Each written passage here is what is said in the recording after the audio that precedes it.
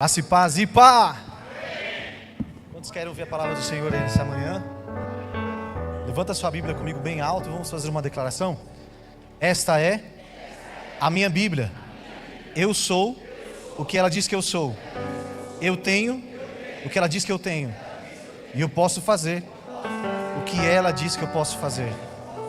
Aleluia! Aproveita que você está com ela nas suas mãos. Abre ela lá no Novo Testamento. Na carta de Tiago, capítulo 5, vamos ler só um versículo, versículo 16. Tiago, capítulo 5, versículo 16. Portanto, confessem seus pecados uns aos outros e orem uns pelos outros, para que vocês sejam curados. Muito pode, por sua eficácia, a súplica do justo. Vou ler uma outra versão aqui, ó. Confessai as vossas culpas uns aos outros e orai uns pelos outros, para que sarareis. A oração do justo pode muito em seus efeitos. Pode se sentar aí, meus irmãos. Nós estamos caminhando sobre um trilho de mensagens, falando sobre a comunhão e o poder que existe em caminharmos em comunhão, em unidade com nossos irmãos, com o corpo de Cristo, com a igreja do Senhor aqui na terra, amém? E hoje nós vamos entender que existe um poder tão forte na união, que ela destrona alguns tronos que nós permitimos que sejam estabelecidos na nossa vida. Basicamente, meus irmãos, nós entendemos, lendo a Bíblia toda, que você adora alguma coisa, algum Deus, até mesmo uma pessoa, quando você começa a devotar sacrifícios, começa a entregar algo àquilo. Então aquilo se torna uma adoração. E aquela entidade, aquela coisa, aquele Deus se torna um Deus para você que está ali adorando Ele. Tudo bem até aqui, não? As nossas dores, as nossas culpas, os nossos pecados, como foi dito aqui na nossa leitura, se não confessados, eles acabam se tornando tronos malignos na nossa vida. E todas as vezes que o visitamos, estamos colocando mais uma vez um sacrifício diante desse trono e entronizando aquela entidade, aquele problema, aquela dor, aquele trauma, aquela tragédia na nossa vida. Tudo bem? Só que tem um poder sobrenatural que Deus já derramou sobre essa igreja nessa manhã. Aleluia! E debaixo dessa palavra, desse poder sobrenatural, em nome de Jesus, eu quero decretar sobre a sua vida que todos esses tronos cairão hoje, em nome de Jesus. A dor emocional, o pecado oculto, tudo aquilo que não é confessado, não é compartilhado, não recebe uma oração específica, uma intercessão de um justo, de uma pessoa que está se colocando na brecha entre você e Deus, irmão, isso se torna um altar de adoração a um problema que está na sua vida. Tá tenso o negócio. Mas cutuca o seu irmão assim, fala para ele, vai melhorar. Porque através de relacionamentos saudáveis, irmãos, Deus criou uma ponte de cura e de conexão para que nós possamos ser tocados, curados, sarados e promovidos no mundo do Espírito para poder fazer isso com mais pessoas. Tudo aquilo que nós vencemos se torna remédio para que nós possamos ajudar outras pessoas a vencer aquilo que nós já vencemos pela graça de Cristo na nossa vida. Aleluia. Eu quero te convidar a curvar sua cabeça por um instante. Vou pedir para o pessoal da mídia me ajudar a colocar uma música aí. E medite nessa música. Eu oro para que o Espírito Santo de Deus faça subir ao seu coração agora tronos que precisam ser curvados diante de Deus no seu coração. Amém? Aleluia. Os tronos de outros deuses nas nossas vidas vão se prostrar diante do nosso Rei nessa manhã, em nome de Jesus. Importa que Ele cresça, que Ele apareça em todas as áreas da nossa vida, inclusive em áreas de dor, áreas que às vezes nós ocultamos, porque tronos na nossa vida nos impedem de declarar isso. Olha só que interessante, existem pessoas que acabam cultivando o trono do ego, e isso não te deixa fazer o que a Bíblia nos acabou de ensinar, que é compartilhar as nossas dificuldades, para que nós alcancemos a cura. Mas o trono do ego nos impede de ir lá e compartilhar uma dificuldade. E todas as vezes que nós deixamos de compartilhar, não somos sarados. E por não ser sarado, aquela dor vai colocando uma adoração, um sacrifício diante do altar do ego na nossa vida. Vocês estão me entendendo? O trono do orgulho não te deixa reconhecer áreas da sua vida que precisam ser tocadas. Não, eu sei de tudo, eu estou pronto, eu estou batizado, eu estou curado, estou sarado. Deus está na minha vida. Irmão, isso pode ser o maior engodo que você está tentando ocultar algumas coisas na sua vida que precisam ser tocadas. Mas o trono do orgulho não te deixa permitir que seja tocado, seja sarado, e que a consequência de áreas da sua vida que estão sangrando parem de carregar dor e sangue, irmão. Hoje é dia de aliança, é dia de conserto, é dia de romper com batalhas, com limitações, com tudo que nos impede de fazer com que Cristo seja visto em nossa vida. É muito bonito vir à igreja, sabe, se arrumar domingo de manhã, família linda, o culto da família, né? Vem todo mundo arrumado, os filhos. Tudo isso é muito bonito, principalmente hoje na nossa sociedade, que virou meio que status ser cristão. Porque muitos midiáticos aí estão aceitando a Cristo e anunciando, falando que são crentes, são cristãos e estão levando a nova vida. Então é muito bonito.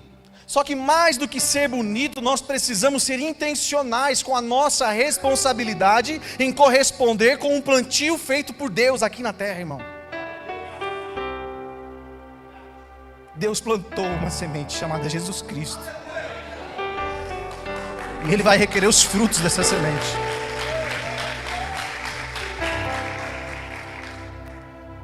Qual lavrador, irmão, que trabalha a terra, que lança a semente, que rega a semente, que não quer ver os frutos? Nesse texto mesmo que nós lemos aí, se você voltar em alguns versículos, você vai ver lá que o lavrador espera o fruto do trabalho dele, irmão. E não adianta falarmos o que é bonito, não adianta anunciarmos só aquilo que é aceito nas redes sociais, irmão. Nós precisamos permitir que esses tronos se curvem diante do nosso Deus, para que toda a nossa vida seja tocada e sarada. E quer saber de uma coisa que vai machucar agora o altar do ego, o altar do orgulho? É que Deus, Ele não vai se aparecer para você como Ele aparecia para Moisés na tenda, irmão.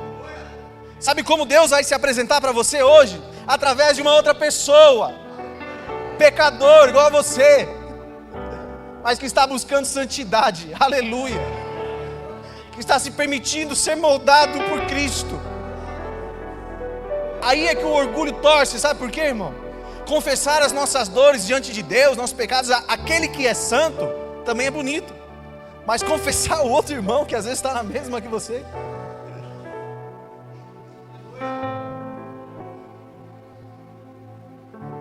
hoje altares vão se curvar aqui diante do nosso Deus. Tudo que Ele fez, irmão, tudo que Ele criou foi de forma intencional, foi com estratégia. Hoje a própria ciência comprova isso. Existem aí os cientistas que trabalham a teoria do design inteligente. Tudo que foi criado de propósito e não foi nada por acaso. Não tem como ter sido por acaso. Tudo foi de forma intencional. E se esse texto está na Bíblia, meu irmão, é porque existe uma grande chave aqui dentro, que nós precisamos entender que a comunhão com os irmãos carrega um poder sobrenatural de mudar a nossa vida, tocar áreas da nossa vida que nós precisamos ser tocados para ser íntegros e apresentar diante do altar de Deus, Romanos 12:1, o nosso corpo como sacrifício. Vamos lá, todo mundo junto? Sacrifício. Esse tem que ser o nosso sacrifício, a nossa adoração, apresentar o nosso corpo. O nosso corpo é composto de 3 áreas: corpo, alma e espírito, irmão. E elas precisam estar todas bem. Não adianta você estar com o corpo físico bom, mas o corpo espiritual e o corpo da sua alma estarem destruídos por dentro. Não adianta você estar com o corpo espiritual cheio da glória, mas não cuida da sua saúde, não cuida da sua alma. Os 3 precisam caminhar em equilíbrio. E nós precisamos romper com esses tronos de orgulho que nos impedem de reconhecer que temos sim desafios no nosso campo emocional, na nossa alma, para sermos tocados e sarados, irmão, melhorados, curados. Quem não quer viver uma vida plena com Deus? Mas tudo isso parte de um princípio: que esses tronos caiam hoje em nome de Jesus.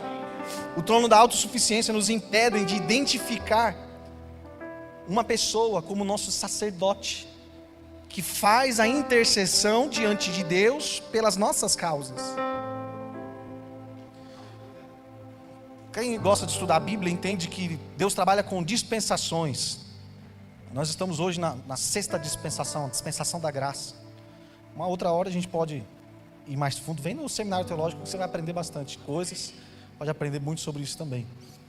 Na dispensação da graça, ela iniciou quando Jesus Cristo trouxe uma nova aliança.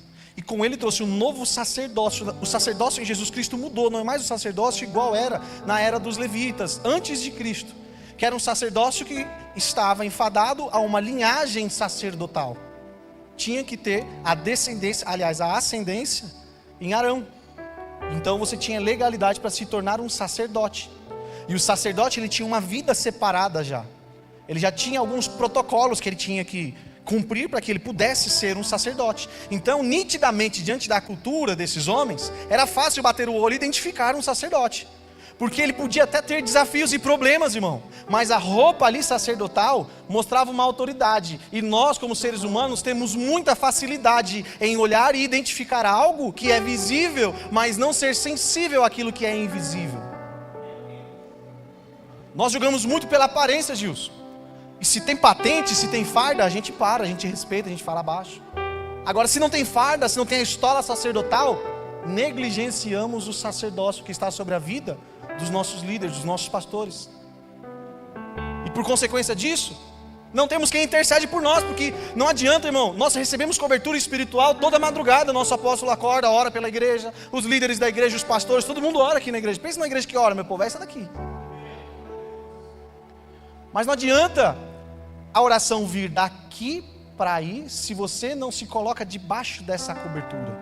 Se você não olha para o seu sacerdote e reconhece ele como teu sacerdote, você não entra debaixo dessa cobertura. E você vive caminhando sozinho nesse trono da autossuficiência. Não, eu tenho relacionamento com Deus. Mateus 6,6. Eu no meu quarto falo com Deus. Sim, Ele quer relacionamento o tempo todo. Desde o Éden, desde a criação, você vai ver que Deus criou todas as coisas para ter relacionamento com Deus. Mas existem graus de relacionamento com Deus que o sacerdote, ele já consegue interceder diante de nós, e que nós em Mateus 6, no nosso quarto, não vamos alcançar, irmão. Se não for Moisés se colocar diante do povo e falar: Deus, não mate esse povo, o que vão pensar, o que vão falar? Precisava de Moisés intervir, precisava de um sacerdote, precisa de alguém se colocar na brecha, fazer intercessão. A palavra intercessão no hebraico é paga, é entrar contra, com violência, ou encontrar-se com a favor de, ou me encontrar com alguém a favor de outra pessoa. Então, duas aplicações para paga: encontrar-se com violência. Sabe contra quem, meus irmãos? Contra Satanás e suas hostes malignas. Nós estamos em guerra, irmão. Cutuca o seu vizinho e fala assim para ele: nós estamos em guerra. E soldado não baixa a guarda em nenhum momento. Agora, a segunda aplicação para a palavra paga, tá quase um trava-língua, é encontrar-se com a favor de. Moisés se encontrou com Deus. Ele fez o que era necessário para conseguir se encontrar com Deus, irmão. Ele fazia o jejum, ele se santificava, ele subia a montanha, ele pagava o preço para acessar o conselho de Deus. Então não adianta você pensar e falar assim: não, lá no meu quarto eu resolvo. Não vai resolver, irmão. Existem níveis de entrega que Deus requer. Quer saber de uma coisa? Jejum de 40 dias não adianta você querer fazer, você não vai conseguir. Deus te chama para um jejum desse nível. Existem níveis de entrega que é só através de um convite. E nós, só de forma autônoma, estamos somente adorando esse trono da autossuficiência na nossa vida. Deus não nos criou para andarmos só. Tudo que Deus criou, Ele viu que era bom, não é, pastor? Menos uma coisa. Qual? Que o homem ande só. E para isso Ele fez uma auxiliadona idônea. Tem duas palavras em hebraico ali também que dão uma característica muito forte para essa composição. O homem precisa ser completo. Sozinho, irmão, ele é incompleto. Ele tem as suas atribuições, mas que Deus notou que aquilo ainda não era suficiente, ainda não estava completo. Então Ele criou mais uma pessoa para trazer a completude. E o homem, com mais alguém do lado dele, ele se torna completo, inteiro, íntegro. Quando o altar da autossuficiência cair, nós vamos conseguir olhar para o lado e reconhecer o nosso sacerdote e colocar diante dele as nossas mazelas. Pastor, ora por mim, eu estou com esse desafio, estou com esse problema. Irmão, nem sempre é pecado. Falando de dores, de traumas. Às vezes você vem carregando aí, adoração a um altar de dor na sua vida há muitos anos que você nem se tocou disso ainda. E hoje Deus te trouxe aqui nessa manhã para que essas escamas caiam dos seus olhos e que você receba liberdade, irmão. O Evangelho veio para nos pôr em liberdade, quebrar as algemas, apregoar as boas novas do Evangelho. É isso, irmão, é pegar aquele que está cativo e sacudir ele para que ele tenha uma vida e uma vida em abundância. Aleluia!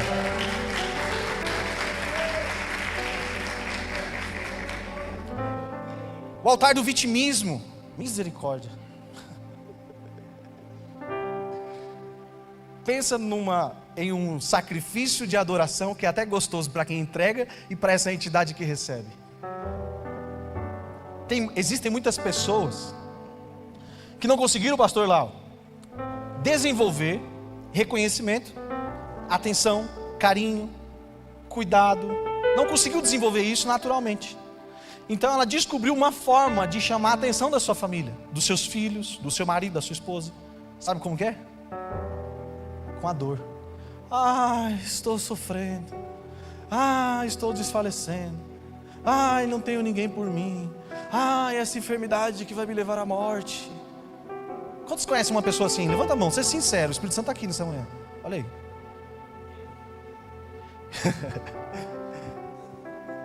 Irmão, e todas as vezes que essa pessoa coloca sabe qual é o intuito dela? Receber o olhar de alguém, receber o carinho de alguém, receber a atenção de alguém. Escuta o que eu estou te dizendo, em nome de Jesus Cristo, o Espírito Santo está aqui. Tem pessoas que não querem ser curadas, falam até sobre cura, mas não querem ser curadas, porque se a dor for embora, a atenção que ela recebia também vai. Irmão, estou todo arrepiado aqui. Jesus está falando com alguém nessa manhã. Não é mais tempo para colocar sacrifício diante de altar de vitimismo. Deus te trouxe aqui nessa manhã para te fazer entender que através da comunhão com os santos, a comunhão com a igreja, caminhando em comunhão, você vai ser tocado, você vai se levantar, você vai construir uma nova história, que você não vai precisar de dor, de sentimento, não. Você vai entender a sua identidade de filho amado. Ele plantou uma semente porque Ele te ama e Ele quis te alcançar. Aleluia! Você não precisa de dor para ser lembrado. Você tem o nome escrito na palma da mão daquele que governa todas as coisas. Aleluia!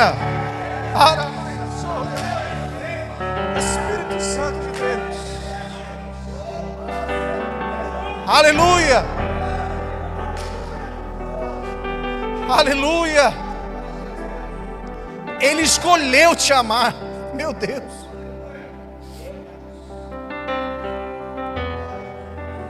Além daqui da terra, é sempre assim, a gente faz alguma coisa esperando que alguém faça algo em troca. Ele não fez isso, irmão. Ele só fez. Ele não fez depois que você fez algo.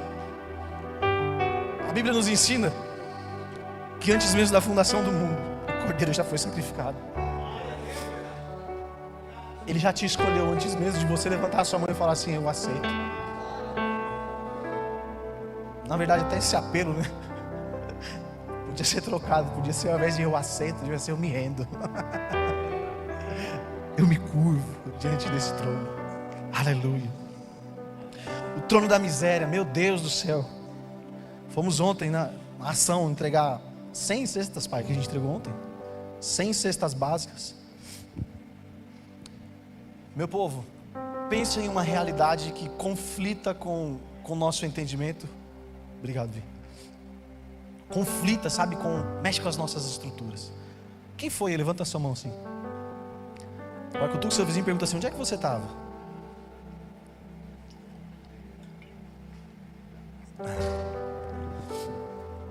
E eu conversando com um dos investidores da ONG, né? E é uma realidade totalmente diferente da dele. Ele mora nos Estados Unidos, na Flórida.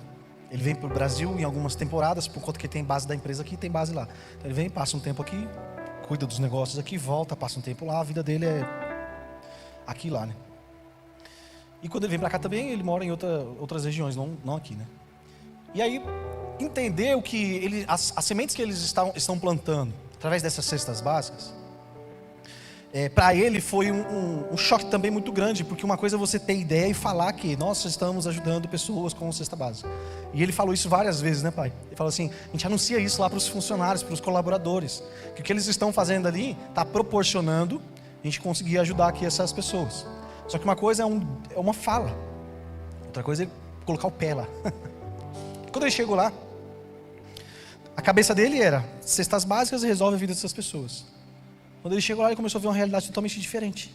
Eu comecei a mostrar para ele de forma intencional que a nossa ajuda não para na cesta básica. A nossa ajuda precisa ir para o campo espiritual. É uma guerra espiritual. E ele não é crente, mas ele entendeu a guerra que nós vivemos. Ele viu que as pessoas que estão em situação de miséria, que nós atendemos ontem, a maioria delas, tá? A maioria delas receberam uma semente no seu coração. E essa semente, ela germinou e dá frutos de escassez, de doença, de pobreza. Pobreza, gente, não é só falta de dinheiro, não. Isso aí é escassez, tá? Pobreza é uma condição mental. Não sei se você sabe, mas se não sabia, agora a luz do conhecimento está aí. A pobreza é uma condição mental. Uma coisa é você não ter dinheiro. Outra coisa é você não conseguir romper com uma crença que te limita a acreditar que a responsabilidade de todo o restante da sociedade é te sustentar do jeito que você está. Isso é pobreza. E eu comecei a mostrar para ele, falar assim: você está vendo aqui? Olha isso aqui, vem cá. Puxava a pessoa aqui, conta a sua história aqui para ele. Eu também não conhecia não, mas só de você bater o olho, a gente já conhece. Vem cá, conta aqui. Pô, eu me acidentei, eu não consigo trabalhar, e agora estou nessa situação por conta de um acidente aqui. Você não consegue aposentar? Ele perguntou. Por conta do acidente? Não consigo, por conta de que eu consegui 2 benefícios só, e na hora do terceiro lá não tinha mais, né? Aí ele, pô, mas a lei fala que tem que ser 3 benefícios, por que você não conseguiu 3? Eu vou falar para ele: a guerra de semente. Quem conseguiu o benefício para ele ficou com 1 e deu 2 para ele, e agora ele não consegue mais porque não tem mais ninguém por ele. Aí ele: entendi. E existem pessoas que são interessadas em manter pessoas como ele naquela condição, porque sempre consegue algum benefício carregando a mazela daquele outro. Sempre consegue o terceiro benefício, sempre consegue um voto, sempre consegue alguma coisa em cima de manter a pessoa naquela condição que ela estava. Então é uma guerra, irmão. Uma guerra que, para os interessados, eles querem que aquela semente continue ali e eles vão lá regar, eles vão adubar a terra, irmão. Eles se esforçam de maneira intencional para que em toda a estação própria aquela semente dê fruto. Agora entenda a lei da semeadura, irmão, em nome de Jesus. Nenhuma semente dá fruto na proporção que ela foi plantada. Ela sempre dá frutos exponenciais. Você planta uma semente na estação própria, ela dá diversos frutos, irmão. Se você plantar a semente de pobreza na vida de uma pessoa, pode ter certeza que na estação própria ela vai dar muitos frutos: criminalidade, drogas, vícios, prostituição, luxúria e tudo o que você consegue identificar quando você bate o olho aí. É tudo fruto de semente maligna. Então nós vivemos nessa guerra. Qual é a nossa missão agora? Ir lá e plantar uma nova semente? Sim ou não? Nosso maior trabalho, gente, é arrancar essa semente dessa terra, porque enquanto ela está plantada em toda a estação própria, ela vai dar o quê? Vai dar fruto.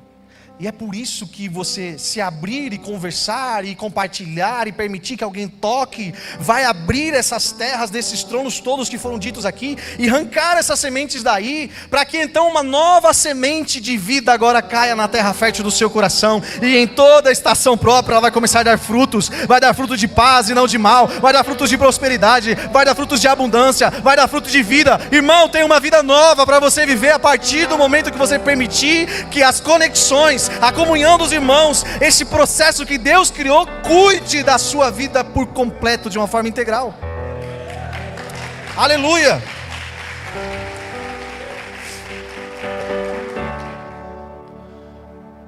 Meu Deus, dá para desligar o relógio aí? Agora tem uma coisa muito forte que eu preciso falar e eu vou caminhar para o final aqui. Primeiro, nesse processo que Tiago escreveu, de compartilhar as nossas dificuldades, os nossos pecados aos santos, é exigido maturidade. Exigido maturidade. Por quê? Em primeiro lugar, nós não podemos compartilhar para qualquer pessoa. Você tem que ter maturidade suficiente para conseguir discernir, identificar quem é o teu sacerdote, para que você consiga depositar nele a tua confiança. Aí se ele fizer alguma coisa, irmão, confia na palavra do Senhor, que nos ensina que esse sacerdote vai prestar contas para Deus sobre aquilo que foi colocado na mão dele. Mas o nosso papel é confiar. Aí se ele fizer alguma coisa, se ele falar e se ele me punir, não está mais sob nossa jurisdição, não está mais nas nossas mãos. O que nós devemos fazer é procurar a pessoa certa para conseguir entregar, se abrir, compartilhar e desmontar esses tronos de dor que nós mesmos temos colocado sacrifícios lá todo santo dia. Essa é a nossa parte da missão. A parte do nosso sacerdote, ele vai entrar diante de Deus para fazer intercessão. Agora, olha que poderoso isso. Quando você aceita esse processo, o sacerdote começa a interceder por você. Ele começa a emitir decretos espirituais com patente e autoridade sobre a tua vida, irmão. E cada palavra de um homem de Deus, cada palavra que esse homem proferir, ela não vai estar saindo da boca dele tão somente. É uma palavra inspirada pelo Espírito Santo, que conhece as suas causas, as minhas causas. Então ela inspira o profeta, ela inspira o seu sacerdote, para que o sacerdote libere as palavras precisas, em áreas específicas que você precisa ser tocado. E acredite, cada decreto espiritual emitido carrega um poder sobrenatural de mudar a realidade. Só um exemplo básico para a gente caminhar para o fim aqui. Abraão, antes de receber e encontrar o seu sacerdote Melquisedeque, ele foi ao Egito e o faraó se interessou pela sua esposa. Ele ficou com medo de morrer e falou: essa é minha irmã. Então o faraó foi lá e casou-se com Sara, pagou os dotes, entregou a ele as riquezas, comprou o dote dele, era o irmão que respondia pela irmã. E sabe o que aconteceu? Qual é a consumação do casamento na era bíblica? O ato conjugal, o ato sexual. Isso aconteceu com Sara. E então a maldição dessa situação de faraó ter cometido um ato sexual com uma mulher casada sobreveio sobre o Egito, uma doença. E eles consultaram lá os seus deuses, fizeram as coisas deles lá e descobriram que o problema estava com Abraão, que ele era marido e que o faraó caiu numa cilada. Mas tudo que eu estou contando aqui para vocês, gente, já é o leite derramado. Então o faraó pega Abraão e fala: some daqui, você e essa mulher maluca, vão embora daqui. E ele vai, continua errante, aquele que carregava as promessas. Homem cheio de promessa, irmão. Mas só promessa. Quantos aqui tem promessas de Deus? Quantos estão vivendo as promessas de Deus? Quantos têm mais promessas para viver? Aleluia. Agora, aquele que carregava as promessas saiu errante mais uma vez. Só que agora, pastor, aconteceu um problema, o sobrinho foi feito refém, ele foi buscar o sobrinho, aconteceu uma confusão lá, ele venceu os 5 reis e veio com espólios da guerra. Ele ganhou lá de 5 reis e pegou todas as riquezas dele e trouxe. No caminho ele encontra com Melquisedeque, sacerdote do Deus Altíssimo. Então ele reconhece aquele homem como um sacerdote, entrega os dízimos de tudo que ele conquistou. E ele recebeu a bênção do Senhor. E a partir daquele momento ele deixa de ser aquele que carregava as promessas para se tornar o homem que ia viver as promessas. Mais uma vez ele vai parar em uma terra estrangeira. E quando ele chega lá, o rei da nação faz a mesma coisa, se interessa pela esposa dele, por Sara. E aí Abimeleque, o rei, manda chamar ela e fala: dona, tu é bonita demais, vem aqui. Prepara toda a cerimônia. Só que dessa vez a situação é a mesma, mas Abraão não é o que mudou de uma vez para outra? Ele encontrou o quê? Sacerdote dele. Ele recebeu uma bênção, uma palavra, um decreto que mudou a realidade dele. Olha o que aconteceu. Na noite que antecedeu a cerimônia de casamento, Abimeleque dormindo, Deus visitou ele e falou para ele tudo o que estava acontecendo. Essa mulher tem marido, para com isso, senão você e tudo que é teu vai morrer. Gente, presta atenção aqui, redobre sua atenção por 2 minutos, é o tempo que eu tenho para terminar essa mensagem. Abimeleque fez uma oração falando assim: Deus, eu sou sincero e o Senhor sabe da sinceridade do meu coração. Aí sabe qual foi a resposta de Deus? Não, você é pecador imundo. Olha o que Deus falou para ele: eu sei da sinceridade do seu coração. Mesmo assim, Abraão é profeta. Se ele não orar por você, você e tudo que é seu vai morrer. Uma coisa, irmão, é a gente falar, eu sou sincero. Sincerão. Outra coisa é o próprio Deus que sonda a intenção do seu coração falar, eu sei da sinceridade do seu coração. Ainda assim, ele respeita as leis que ele mesmo criou, irmão, as leis espirituais que governam e regem a terra. Por que o sol nunca se atrasou nem um minuto sequer para aparecer? Qual foi o dia que o sol faltou ao trabalho? Qual foi o dia que o sol deixou de aparecer? Porque existe uma lei espiritual que governa todas as coisas, irmão. E sobre essa lei não há força nenhuma que intente. Qual força que até hoje conseguiu fazer que o sol faltasse no trabalho? É um decreto espiritual, irmão. E o decreto da bênção sacerdotal sobre a tua vida te blinda no mundo espiritual. Pastor, mas Abraão mentiu. Concordo. Mas lembra que eu falei? Para quem que ele vai prestar contas? Para Deus. E eu tenho convicção que esse homem que se tornou pai da fé, homem que foi provado, testado, aprovado diante de Deus, quando ele esteve diante do Altíssimo, eu tenho convicção que Deus se assentou no seu trono branco e falou: Abraão, vem cá que a gente tem algumas coisinhas para acertar antes de você entrar. Tem conta para prestar aqui. Todas as nossas ações, irmãos, estão escritas no livro das obras. Não existe só o livro da salvação. Quando ele recebe a bênção do sacerdote, quando ele recebe a bênção, reconhece o seu sacerdote, recebe a bênção, até enquanto dormia, ele era protegido por Deus. Quando você entende o poder da comunhão, quando você entende o poder de caminhar em unidade com a sua igreja, com o seu líder, com o seu pai espiritual, com o seu sacerdote, você se coloca debaixo dessa cobertura espiritual. E ali debaixo, irmão, praga nenhuma te alcançará, doença nenhuma te tocará. Em nome de Jesus eu quero liberar essa palavra sobre a sua vida. A partir do momento em que você começar a caminhar em comunhão com a sua igreja, com a casa espiritual que Deus te plantou, a sua realidade será transformada. Tudo aquilo que você vivia, que te impedia de romper na sua vida, será caído por terra hoje em nome de Jesus. Em nome de Jesus você volta para os mesmos lugares, você volta para as mesmas situações, mas você não volta mais a mesma pessoa. Você volta debaixo de uma palavra, você volta debaixo de uma intercessão, você volta debaixo de uma cobertura espiritual que te blinda, te guarda, te protege, que peleja a tua guerra por você, irmão. Nós não temos mais tempos de viver caminhando sozinho em nome da autossuficiência. Nós não temos mais tempo de viver sozinho em nome do orgulho, em nome do ego. Ei, chegou o tempo de nos unirmos e nos tornarmos a igreja do Salmo 133, porque ali o Senhor ordenará a bênção e a vida para sempre. Amém, irmão? Você pode celebrar a Deus no seu lugar? Fique em pé para a gente fingir que está acabando em nome de Jesus.